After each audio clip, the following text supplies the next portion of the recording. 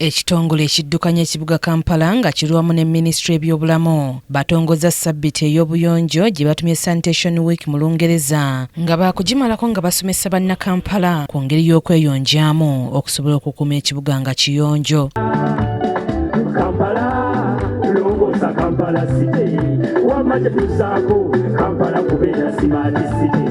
Kaweefube ono atandise na kugugula myala mu bitundu bya Kcca.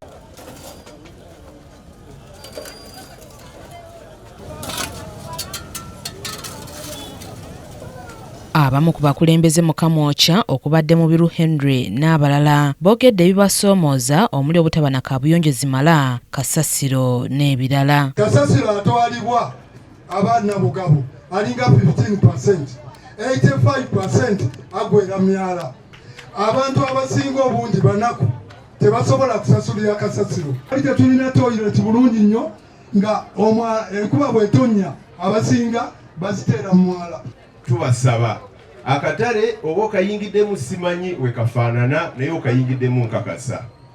Akatale kali mu bad shape n'okulaba nga abantu bonna batundira ku nguudo abo bonna lwa mbeera y'akatale. Maureen Tumusiime nga yakiikiridde mmeeya wa Kampala ey'amasekkati alabudde abeeno ku ky'okumansa kasasiro n'okumusuulasuula mu myala. Omuntu akolera ku mwala awo oguli open channel tusaba gusigale nga guli ki nga muyonjo ate nga guli open.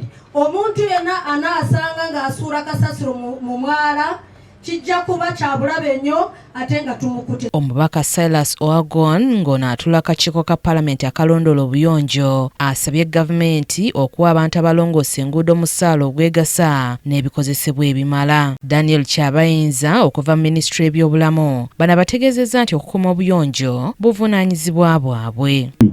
Buli bantu 10 abagenda mu ddwaliro 7 bagendayo lwa bujama na ndwadde ezisobola okutangibwa singa tuba tukuumye obuyonjo.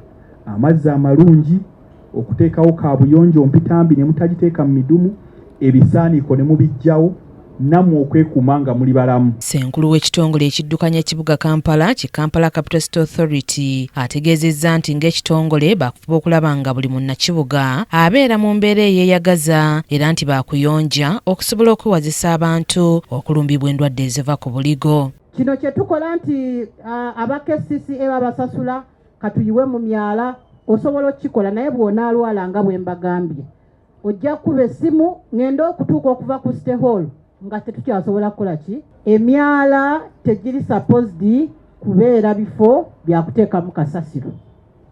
Ne bw'oba mwavu otya ng'oli mwavu lunkupe ebbanga ly'omala ng'osobola okugula capati n'ogiteeka mu kamwa n'ogirya ate n'omala n'onoonya aw'okuteeka by'olidde kikukakatako etteeka lya nnema lirikiriya gwe ageneratinze kasasiro buvunaanyizibwa bwo okutegeerawo omutwala. Asabye ekitongole ky'amazzi ne Kazambi ki National Water and Sewage Corporation okugatta emikutu gya Kazambi. 85% of our residents and work areas are not connected to the National Water and Sewage Corporation sewer network.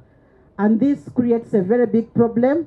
We call upon our colleagues in National Water to plan and support us on this. Mu ngeri y'emu n'abayizi ku ssomero eriri wansi wa Kcca erya Nakasero Primary basomeseddwa ku ngeri y'okuyonja amannyo nga baweereddwa n'ebimu ku bikozesebwa mu kweyonja basobole okwetangira endwadde eziva ku bukyafu.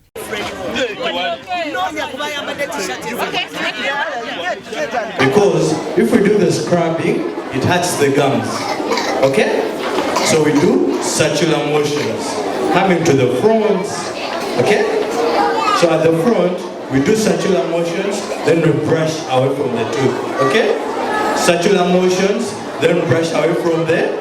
Kawe mbalabye okusenya era okuuma akamwa kaffe nga kayonjo beewale ate ogenda mu malwaliro okubajjanjaba amannyo n'endwadde endala ez'omukamwa.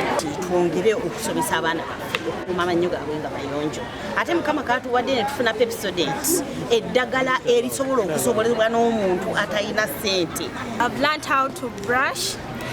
It was difficult for me to brush, but I've learned. We are so happy. Kyambadde Shadrack Joshua yakusakidde eggulire lino Kcca TV amalindirire.